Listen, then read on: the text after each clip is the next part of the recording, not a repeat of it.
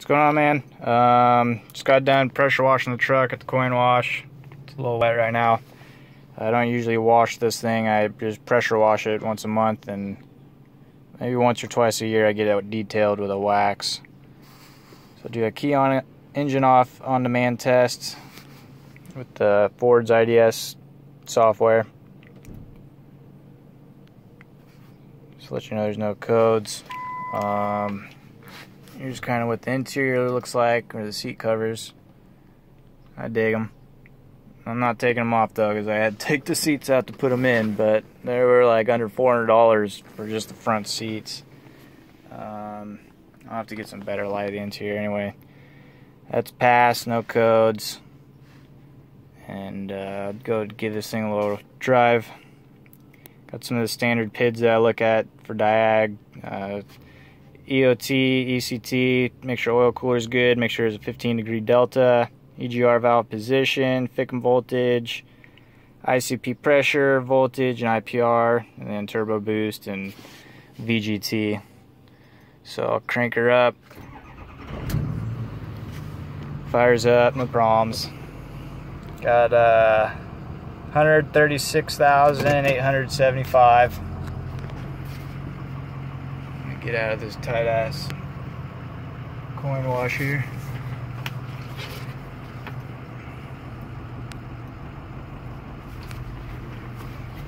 And you know, for a truck on 39s, it really doesn't steer too bad. I've driven hundreds of Super Duties, and this is really one of the nicer ones, to be honest with you. I'm not even trying to sell you on it. I don't know if it's a Carly kid or what, or just people beat the hell out of them.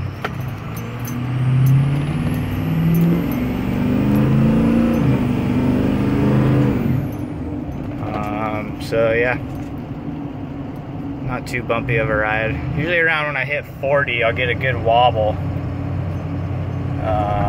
But the speedo's probably off. I think I've calculated up to 12 miles an hour. So I usually cruise the streets between 30 35 on the speedometer.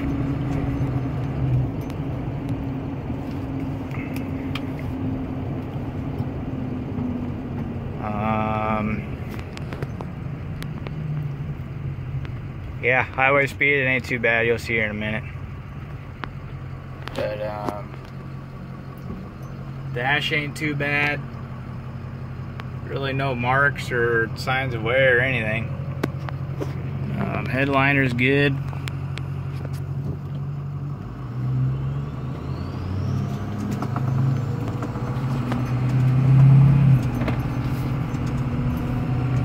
Really don't know what kind of mileage this thing gets. It's not good. Sometimes it reads 8, sometimes it reads 12. I think on the highway, once you're up to speed, it can maybe get 15. I don't know. I think I usually get around 350 miles a tank, but I don't really count, to be honest with you. 4-wheel drive, parking sensor off if you're backing up with a trailer, 2-trailer brakes, AC, all that. Stock radio. Never got around to doing a system in here. Cup holders work. See a lot of those all clapped out. This is probably the only thing that kind of, I'd say, shows signs of wear. Everything isn't totally closed shut, but it works.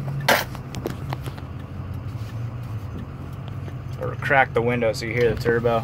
Power Max.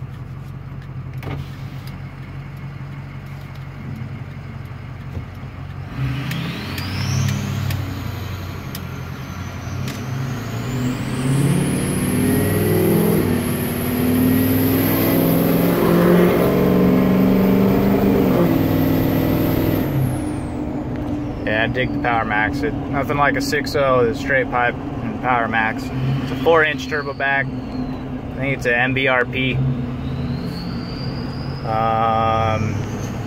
Not the best fitting. I have the stock downpipe and exhaust. I was just gonna leave in the truck for you if you want it. But I don't think I've ever come across any aftermarket exhaust that fit. No one's quite made a kit that has the bends like a factory downpipe. I think I had to take like the trans cross member out to fit it. So hopefully you don't got smog where you're going. I don't have a cat. I got everything else but a cat. I sold the cat a couple years ago. I always had a means of smogging it here at the dealer through the smog tech. It's really just a visual, so unless you got somebody that's cool, they could just kind of look over it. Here's the back seats. I got some crap back here, oil or something for another truck. I always have the seats up and the trays down with a mat, moving blanket or something. There's no rips in them. Might be some signs of wear, but nothing really serious. Steering wheel, you know, that thing was kind of showing a little bit of wear on it. Put the steering wheel cover on it a couple years ago. But other than that, man, it's pretty damn clean inside. I always liked this Lariat with the tan interior.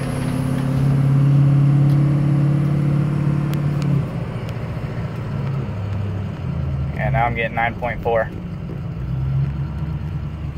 It's got the original gears in it, 373s, so that's why I've always kind of kept my foot out of it. You know, I like to play around every now and again, but always moderately. I never just stomp on the throttle from a dead stop, always rolling into it, because I'm mechanically inclined with the drivetrain, and I just never want to have to fix nothing.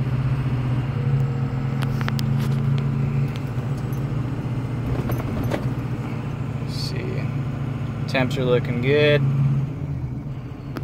We're getting on the highway. Maybe we'll get a little bit of wobble at 40 and see how it smooths out.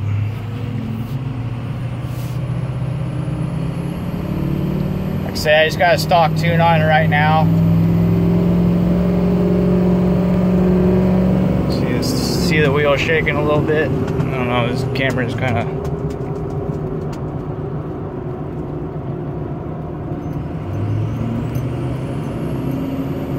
smooth right now.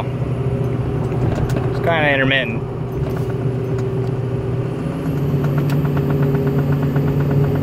Yeah, you can hear something, one of those boxes back there kind of making the noise. It's more annoying than anything. It doesn't really feel bad. Yeah, you can see the steering wheel kind of shake. Maybe not.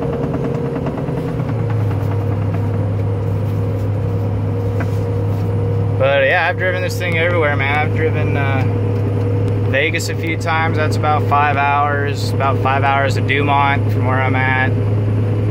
I've always loved driving it. I like being up higher, and I just feel a little safer in it. You can see how it's kind of a little shaky at highway speed, but I don't know. I'm sure you're used to lifted trucks. Just kind of comes with the territory with them. I think I've only been in maybe 1 or 2 lifted trucks that had a bigger than 37-inch tire that just drove awesome, but they also had a lot more money into it than I did.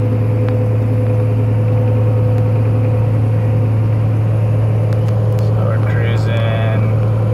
Yeah, highway, I usually keep it between 55 or 65. Get up to speed a little more. But yeah, RPMs, it feels strong, man. 65 right now. It does feel a little smoother.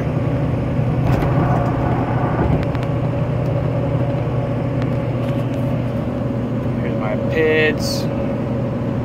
Got 195, 194. EGR valve's doing its thing.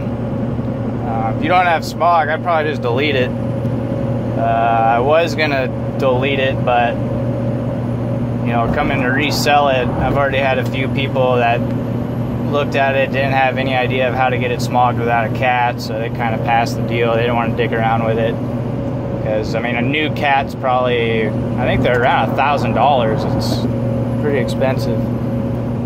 I'd just try and find a used one if you had to, but I don't want to have to dig around with having anybody have to tear the motor down to take the EGR delete out. I actually have an EGR delete. I'll probably just give you. It's from IPR Research. I got the whole IPR Research kit. I bought it, sat on it, never got around doing it. So yeah, now I got a new Dodge, so that ain't gonna work.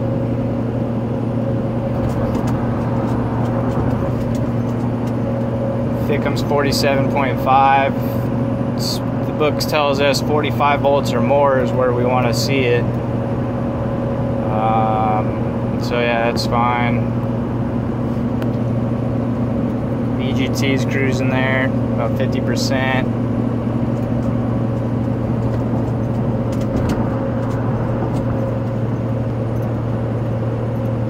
See my hand shaking. Maybe. I don't know if it shows on the video. It's really not that bad. Or I'm just really used to it. Just want to get up to this hill up here to show you how it does under load.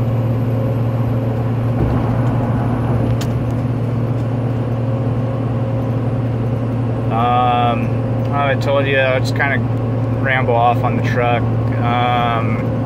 It's a Carly 4-inch coilover kit. I have looked at Carly's website recently, and it seems like it's changed a little bit. It is, you know, king coilovers up front. I think they kind of revised it a little bit, or they just have some extra parts. I think they got like a center support drop bracket now. I don't think I have that. Probably wouldn't be a bad idea. I did crank the coils up to be able to fit these 39s. Carly laughed at me when I called them, told them I'm putting 39 projects on their kit, and they're like, "I ain't gonna work," but I was determined.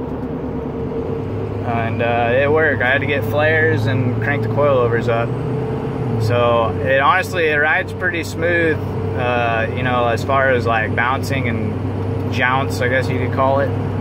I imagine if you would put 37s on it and crank them back down to where they had them, because they kind of tune their shocks to their specs, I'm sure it would probably make it a little smoother. The rear end is fucking awesome. That thing's like a boat back there.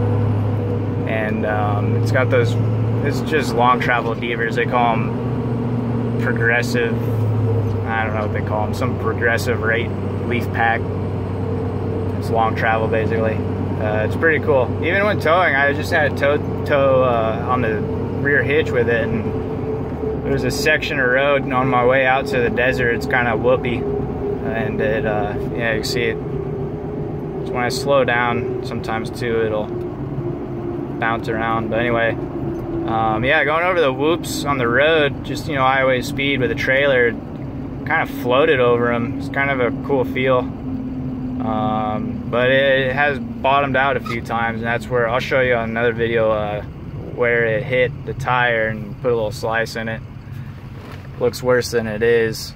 If it was any other tire, I'm sure they probably would have came apart by now, but these are projects.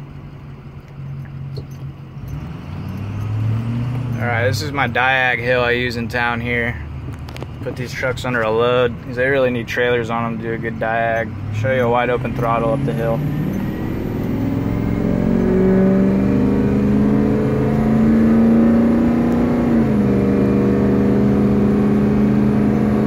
There's about 25, 26 pounds of boost. VGT is about 33%, that's right where you want it. Thick'em voltage is holding strong. Now we're good. This is my grade I'm going up.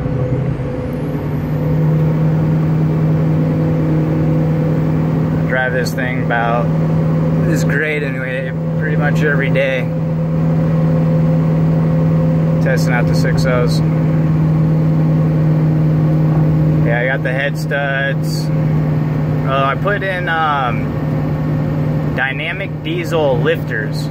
I want to check them out. Dynamic diesel is one of the only few, along with bulletproof of course, the aftermarket parts I trust on these trucks. I've done a couple of his motors. I use his cylinder heads. Anytime I got a 6.0, a blown head gasket and needs heads, I don't even like resurfacing heads, because technically, I don't know if it's just from my interaction with the engineers, but they basically say you can't resurface these heads. There's no spec for them to be resurfaced. So in theory, you know, you resurface it, you increase the combustion or the compression ratio, and these things already factory form, you got 18:1, so they got a lot of compression in here. See the steering wheel? 'cause I like that certain speed. Just don't drive that speed, you'll be alright. So anyway, dynamic diesel, they got awesome heads. He does use an aftermarket casting. They're thicker. Each head weighs about 4 pounds heavier. Because of the extra material, he uses steel valve seats, steel guides, other good stuff. He's got other, you know, options up the ass. You know how much money you want to spend, really.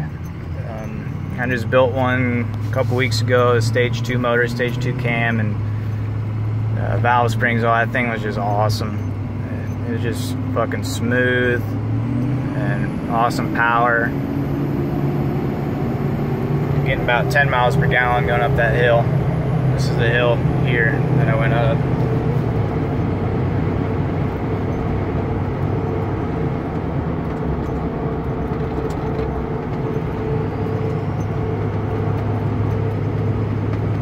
This is where I live, Simi Valley, California. Suburb of LA. It's Ventura County, if you want to look it up. I think Phoenix is quite a hike. I think I'm about 5 hours to Vegas. You know, I have a friend of mine, we used to, well, I haven't been a couple summers, but he's got a boat and a house out in Bullhead. So that's about a 5.5 hour drive for us to Bullhead. I think Phoenix is a little north of that, central maybe, I don't know. But yeah, I think it's quite a drive.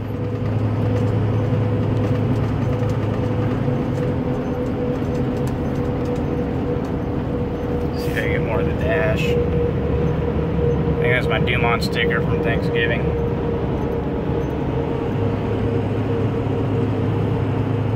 But yeah, man, it's solid. I hate to get rid of it, but I had to get a new truck.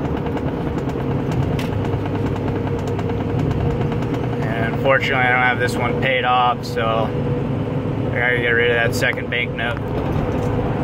I'll build another one down the road. So I know I get tired of driving a fucking dually every day. And like we talked about earlier, Carly's the shit. They're a staple in my opinion. Unless you build something custom fab, you want to buy a kit, Carly's the way to go.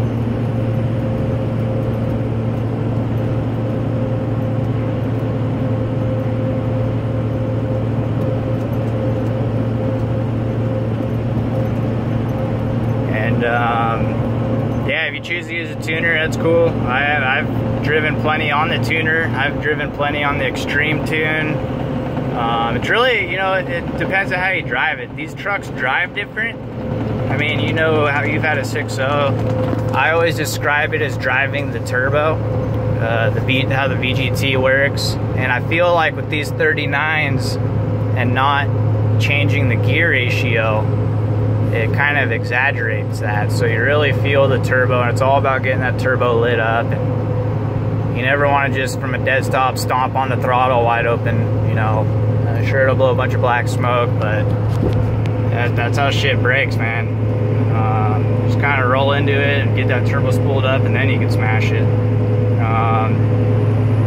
Street tune, you really don't feel a whole much difference. Extreme, it's either extreme or towing, and towing's only when I'm towing my toolbox or if I'm going to the desert. I've only done that twice though.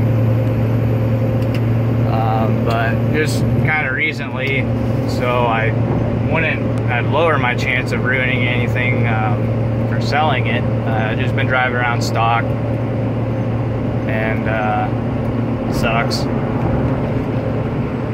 It's like when you kind of drive it on extreme, it's got kind of a sensitive pedal. You kind of give it like a quarter pedal, get it spooled up, and then you just kind of stab it to 3/4 throttle, and it fucking lights up and goes. It's pretty impressive, this big ass truck moving like it does. I'd probably go and get an SCT. I just never got around to doing it. Being a mechanic, you never seem to work on your own shit. But I'd go at an SCT and hit up one of the guys like Innovative Diesel or something. There's a couple of reputable tuners out there. I mean, I'm I'm using one, but I never recommend people just to get a tuner out of a magazine and load it on.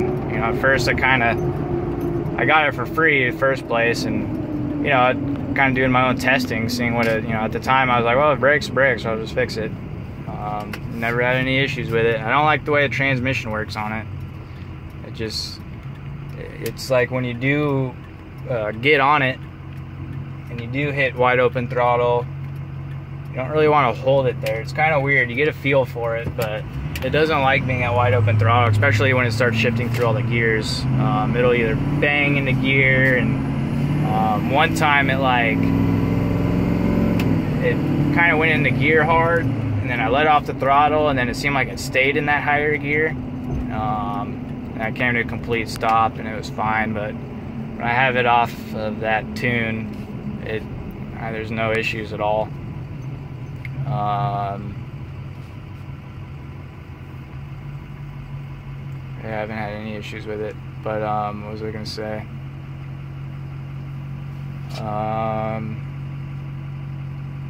Oh, the Predator tuner that I have, that came out early when these 6.0s came out, so they were like one of the first people to mess around with transmission tuning. So I kind of feel like, I'm sure there's updated tunes I could have gotten from Diablo Sport, because, you know, a lot of trial and error to get these tunes down.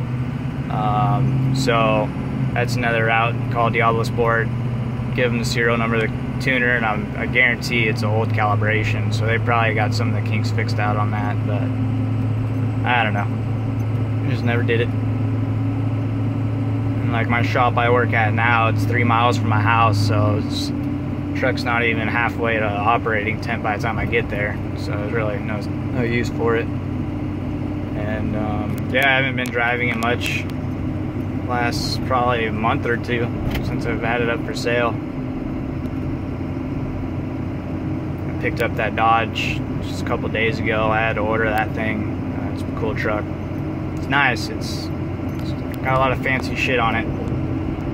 Not kind of up in the air about it, but it's got warranty, so whatever. The motor's good, but all the electronics on these new cars just fucking seem to fail or not work. If fucking backup camera is upside down or some weird shit. Yeah, I'll definitely miss this thing. I'll be getting another one once I get settled. I'm moving out of state. I'm moving to Mississippi. It's where all my family's from, and I grew up out here, but my folks are retiring and kind of gotten to a point where we're fed up with California and all their liberal bullshit, so I'm getting out of here. I'm gonna open up my own shop, and it'll be a lot cheaper out there anyway. And I ain't got no smog, so hopefully a lot of my business will be doing some performance EGR delete stuff.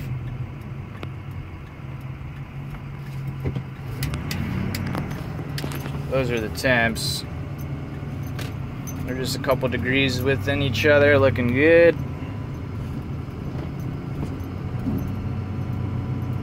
Show this power balance graph. This ain't gonna work.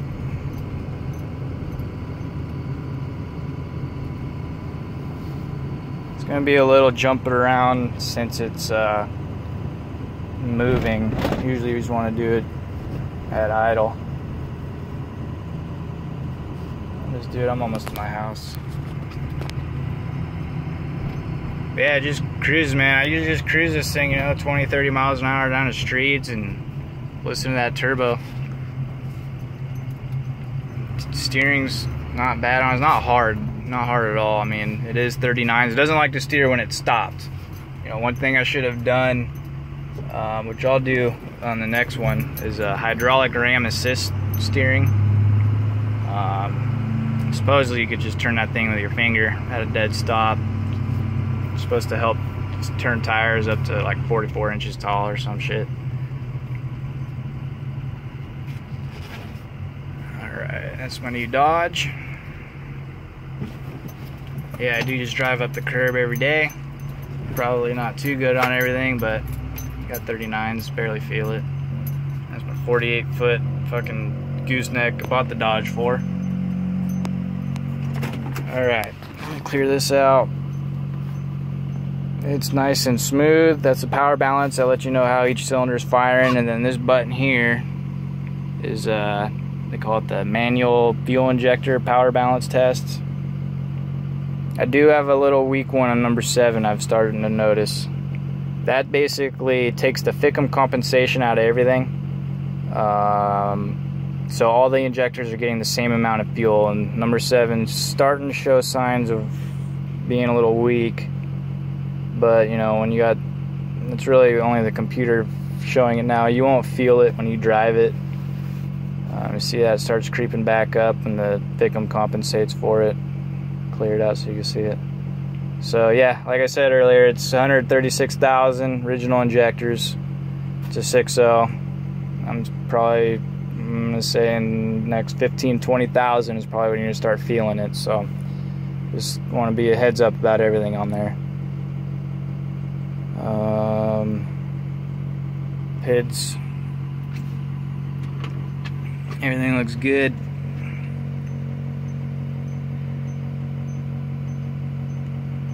Clear this out. Do some more tests. Okay, it's a Keon engine running glow plug monitoring test. Like I said, a week after I put this thing on for sale, I got to check engine light for number 1 glow plug. So I fixed that.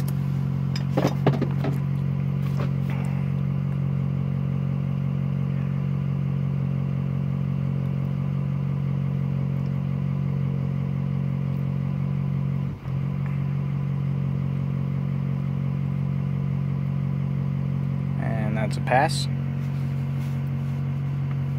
And a Keon engine running. I'll kind of just test a bunch of different systems with the engine running. I showed you the other one, the Keon engine off, that, you know, mostly electrical test. And as you hit the brake pedal, all these cruise control switches. That noise you hear is normal. That's really what it does. Not too sure what exactly the engine is doing. I think it manipulates IPR and ICB pressures and bleed off IPR and all that stuff. And opens and closes turbo, opens and closes EGR, and just whatever systems that might be running. You hear the turbo.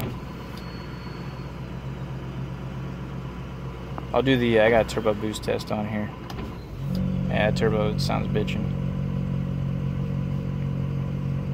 Yeah, all the windows work too.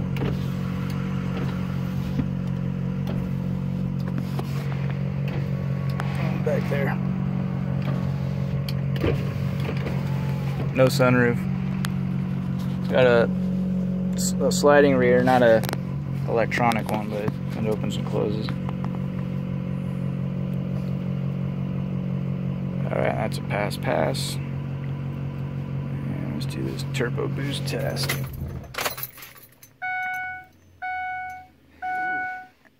That turbo probably has, I don't know, maybe 15-20,000 miles on it. Okay, so it pairs pressure sensors. Baro, EBP, and MAP are the main inputs for turbo operation. They all want to be around barometric pressure. I think the book says plus or minus 1.5 psi. I'm at 14.1 here in Cali, so that passed. Start engine. You'll see it kind of meet certain conditions, and you'll see it kind of opening and closing, and you want to see the other line, the MGP, kind of follow that.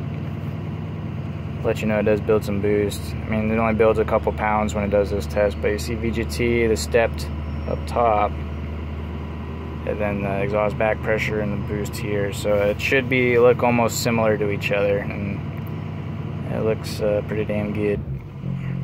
So yeah, it was created 1.99 just on that little test. That's pretty typical. One more test I'll show you.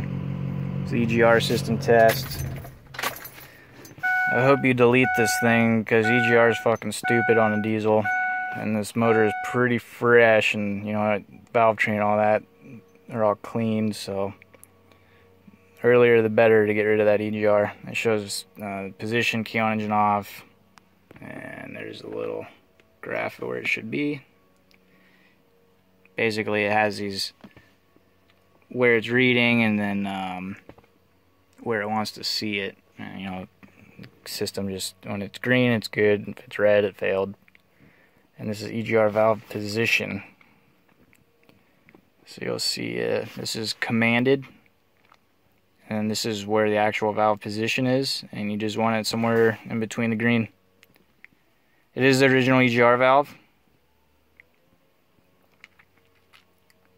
So, I don't know, hopefully it don't fail.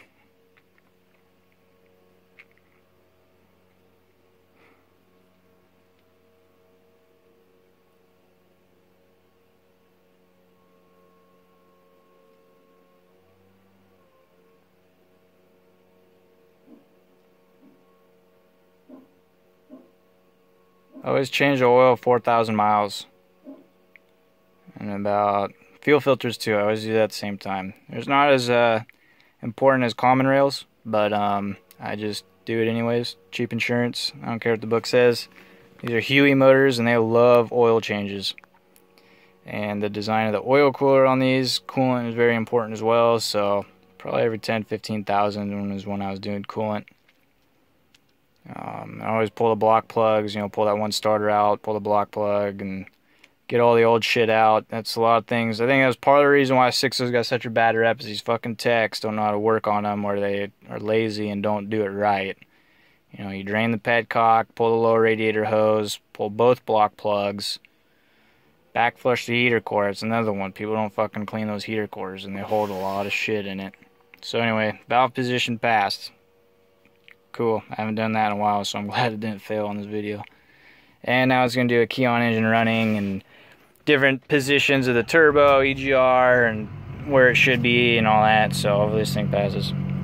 So you'll see these arrows, and then it'll show you, it'll be a little blue bar where it's reading, and as long as it's in between those arrows, you're good. It does 6 different tests, different VGTs and all that.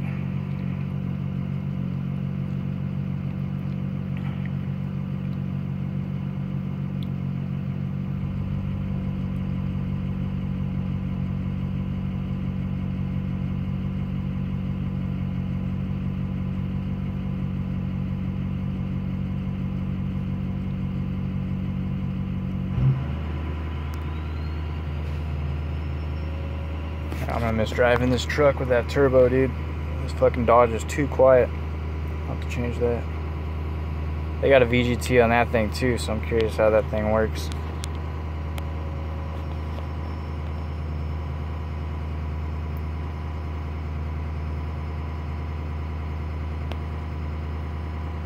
And one more test.